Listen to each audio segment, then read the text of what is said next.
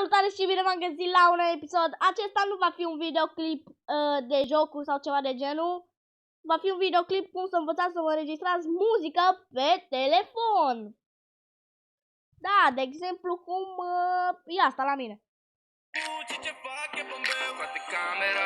Eu sunt de fapt pe YouTube. Cum și muzica. Dar acum să nu ne deranjeze muzica, o să intrăm la 5 Gang.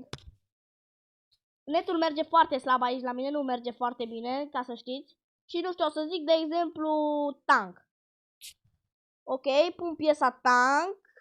V-am zis, este foarte slab internetul, nici eu nu prea uit pe internet, pe YouTube. Și veți învăța acum de la mine cum să vă înregistrați muzică. Imediat va începe. Vă rog să mă scuzați de așteptări. Nu pot să pun pauză pentru că poate voi credeți că fac altceva. Și uitați, dați aici pe share.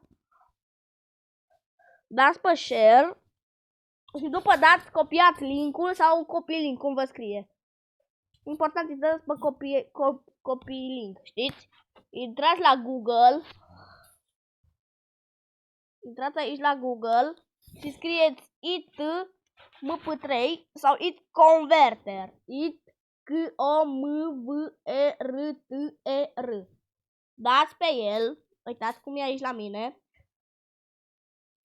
Și apăsați pe primul, pe YouTube to Map 3. Țineți apăsat pe asta, pe linia aia galbenă. Dați peste cum îmi scrie mie și după convert. Și mi arată aici download Tank. Dau download.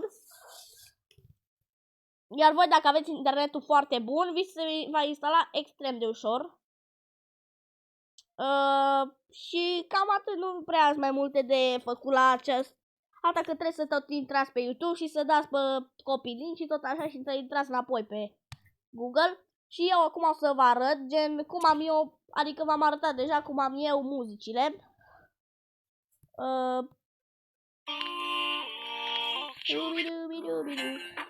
Aici este VIP. O să închei cu o muzică de fundal. Eu v-am pupat, eu sunt Enel, noi ne vom vedea la următoarele video. Pa!